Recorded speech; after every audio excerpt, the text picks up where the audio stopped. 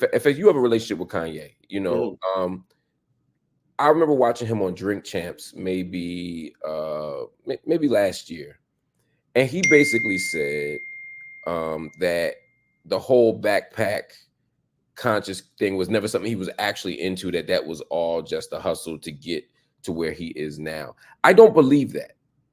Why I don't, not? because then I would Do have you to not believe. want to believe it? Like, is that I mean, the truth?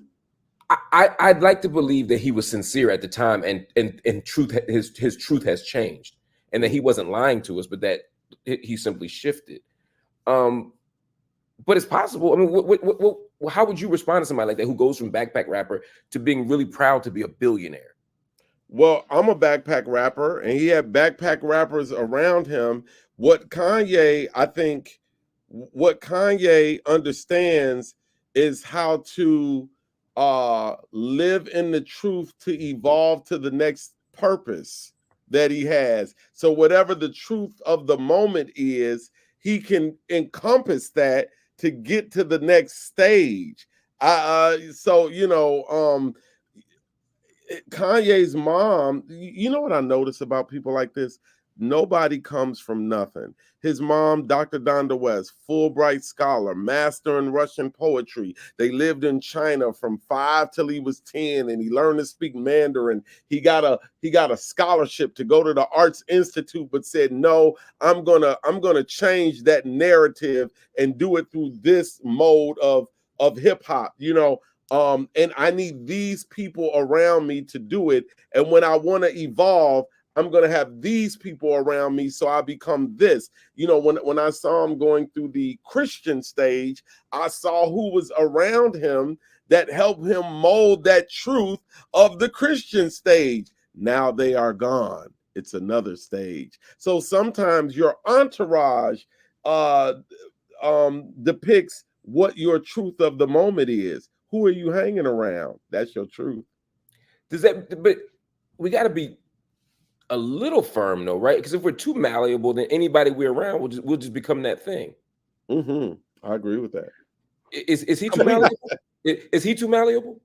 I don't know. I think that he's an anomaly.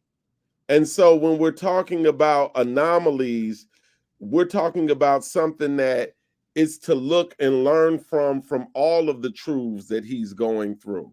This is something that someone who's living either or each one of those evolutions can learn something in that space that he's in at that moment. And what's incredible about that, that's true art.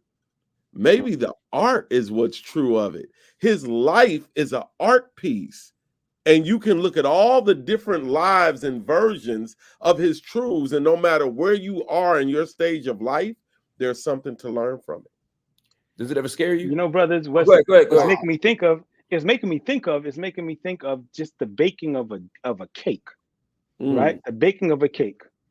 If you examine that cake at any while it's in process of development, it's not going to be the finished product, right? It's not going to be the finished product.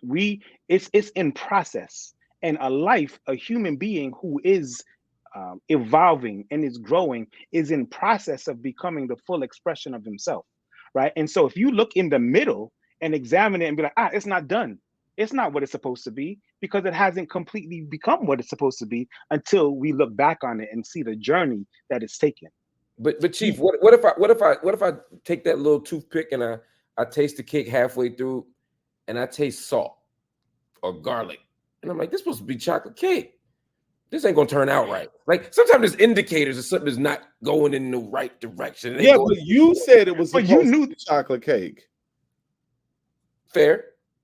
Like, if you're the one who baked it and you didn't intend to put the garlic in the chocolate cake, then that was an error that you made, right? That's not the cake's fault. Right. And that's what I noticed even about bro. Like, a lot of people put their ideologies on him and get upset when the truth that they learned from him has evolved into somebody else's thing. So, I saw one of your guests said he's mentally ill. Why don't we just say that? And in my mind, I said, well, wasn't Da Vinci mentally ill? Wasn't who's the guy that did the wooden airplane? What's his name?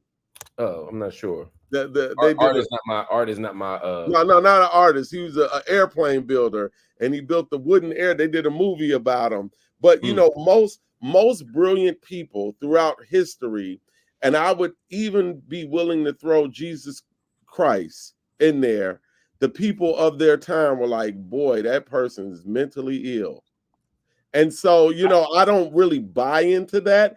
I just think that when we don't buy into anybody being mentally ill, or just him.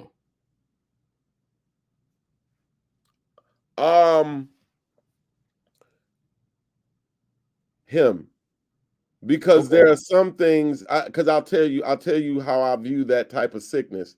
Hitler was mentally ill. When it turns into extreme violence, when you're hurting other people physically and really saying, I'm going to destroy the world and moving on that, there's a sickness. There's a sickness, and something has to be done about, you know, where I draw the line is violence. So anything short of violence for you might not be mental illness. Might not be mental illness. It might just be a misunderstanding.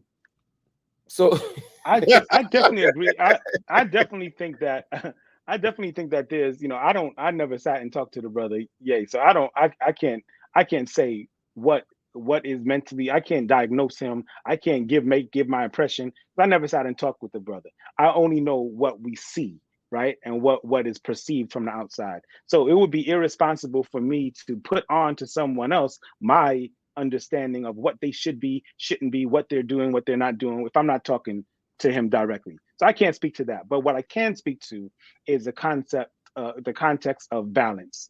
If balance is our optimal state, right? Balance is our optimal state. Then when we find ourselves too much of this or too much of that, we find ourselves out of balance. And in that out of balance, we find rash and what seems to be irrational behavior, right? And so the illness occurs when we find ourselves out of that state of equilibrium, out of that state of balance. Now, for different people, it's going to be different things, and I think that's what will determine ultimately if we could say that someone is mentally ill if they are not in a state of balance, or what the nature is. I can't say that because I don't know the brother. I haven't sat and talked to him. If I take what you're saying, Fess, at face value, and that it's simply a matter of the influences and who's around, do you ever try to pull them closer to you? No, because that's not my responsibility. Like my responsibility, just on some friend stuff, just on some like, hey, you know, I got this lyric, boy. I'm gonna keep bringing up these lyrics. Why I say, you know, when people jump in my DM talking about save your friend, imagine trying to tell Mandela not to go to the pen. Imagine trying to tell Malcolm bow ties ain't in. Imagine trying to tell Jesus not to die for your sins. Imagine leaning on the truth when it always bends. That's how it is, and it's always been. So, you know, for me, there's a community that I can really put my talents and gifts toward and shape young people. I'm not, you know, my peers, man, are my peers. They got their vision of what community should look like. However, these young people haven't had the benefit of our experience to really develop their vision and ideas of the future. That's where my investment is going.